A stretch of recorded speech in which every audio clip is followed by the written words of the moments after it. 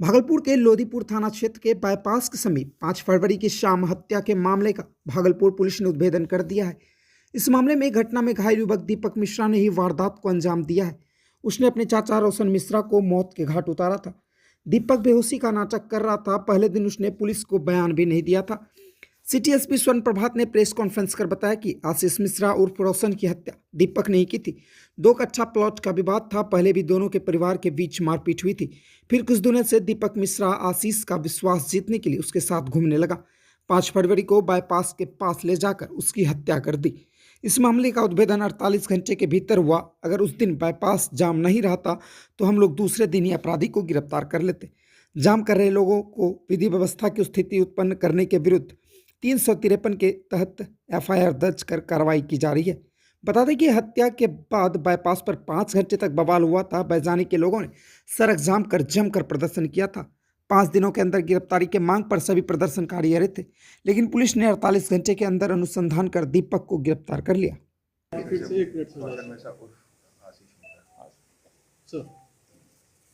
फरवरी महीने के 5 तारीख को आशीष कुमार मिश्रा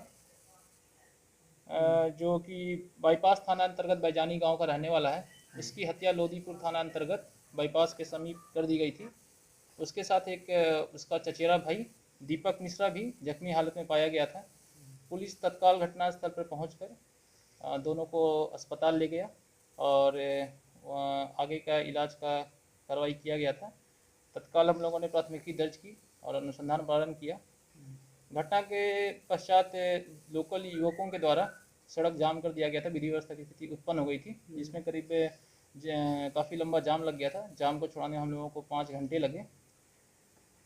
जाम विधि व्यवस्था की स्थिति सामान्य होते ही पुलिस अनुसंधान में लग गई।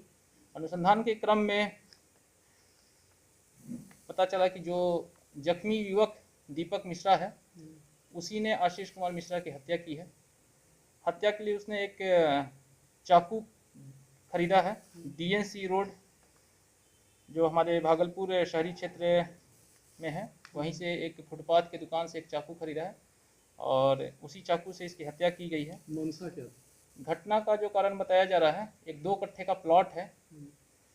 ये 2 कट्ठे का प्लॉट दीपक मिश्रा की दादी के नाम से खरीदा गया था बैजानी में, जो बाईपास थाना अंतर्गत है।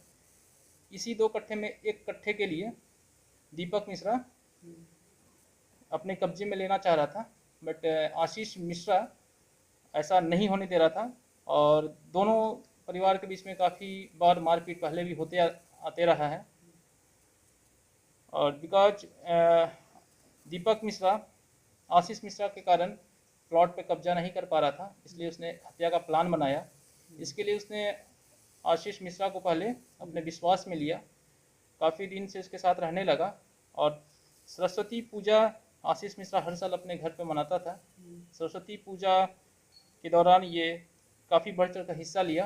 प्रसाद लाने से लेकर मूर्ति बिठाने से लेकर हर एक कार्यक्रम में इसने अहम भूमिका निभाया और उसका विश्वास हासिल करने के बाद उसको प्लॉट दिखाने के बहाने लोदीपुर थाना अंतर्गत बाईपास के किनारे एक ज़मीन दिखाने के लिए ले गया और वहाँ ले जाकर पीछे से चाकू से वार कर दिया।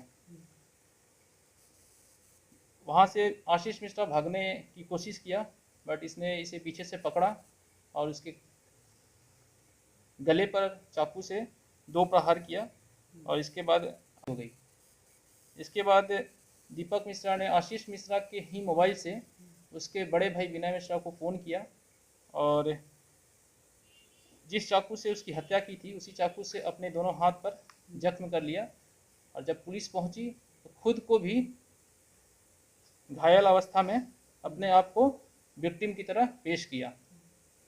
शुरू में पुलिस उसे अस्पताल ले गई और बाद में अनुसंधान के क्रम में हम लोगों ने तकनीकी साक्ष्य जुटाए और उस तकनीकी साक्ष्य के आधार पर पता चला कि दीपक मिश्रा ही इस घटना में शामिल था। पीओ विजिट किया गया, वहाँ से जो चाकू प्रयुक्त किया गया था उसकी बरामदगी की गई। वहाँ से ब्लड सैंपल कलेक्ट किए गए हैं, सीसीटीवी फुटेज की जांच की गई है। तकनीकी साक्ष्य के आधार पर हॉस्पिटल से डिस्चार्ज होने के बाद दीपक मिश्रा का फिर से बयान लिया गया और उसने भी अपने कन्फेशन में इस घटना में अपनी संलिप्तता स्वीकार की है। आगे की कार्रवाई की जा रही है। दीपक अकेला ही था या और कोई दीपक के साथ इस पूरे अभी तक के अनुसंधान में और उसके कन्फेशन से भी ये पता चला कि वो अकेला ही था। अभी इस घटनाक्रम में और किसी की संलिप्तता नहीं पाई गई है। सर 5 दिन का समय लिया गया था लेकिन 48 घंटे के अंदर उद्भेदन हो गया। सर कितना उपलब्धि मानते हैं? ये घटना 1 घंटे में ही सॉल्व हो जाना था, बट घटना होते ही कुछ लोकल युवकों के द्वारा सड़क जाम कर दिया गया, विधि व्यवस्था की उत्पन्न कर दी गई, जिसमें हमारा सारा पुलिस फोर्स, हमारे एसडीपीओ साहब, एसडीएम साहब, सभी लोग 6 घंटे तक सड़क पर रहकर लोगों को समझाते रहे और इस कारण से अनुसंधान में 5-6 घंटे का विलम्ब हुआ, नहीं तो घटना और पहले सॉल्व हो जाता। दीपक का कोई आपराधिक इस हिस्ट्री टीम में है? दीपक का कोई थानाध्यक्ष, इस टीम में थानाध्यक्ष सर हंगामा करने वाले क्या कार्रवाई कर रहे हैं? वो बोल दीजिए। हंगामा करने वाले क्या कार्रवाई कर रहे हैं? क्या कर रहे हैं? जिन लोगों ने रोड जाम किया था उनके विरुद्ध क्या काम कर रहे हैं? उन पे विधि व्यवस्था की स्थिति उत्पन्न करने के विरुद्ध धारा 353 में एफआईआर दर्ज किया जा रहा है और उचित कानूनी कार्रवाई की जाएगी। कितने लोगों के साथ चिन्हित किया गया है? 6 घंटे तक रोड जाम रहा था, इससे काफ़ी लंबा जाम लग गया था। इसमें जनता को, पब्लिक को काफ़ी इनकन्वीनियंस हुआ है और पुलिस को भी अनुसंधान से 6 घंटे तक बाधित किया गया। इसके लिए हम लोग नेम्ड एफआईआर करेंगे। उन लोग फुटेज बनाया गया, उन लोगों को चिन्हित कर रहे हैं और उन पर नेम्ड एफआईआर किया जाएगा।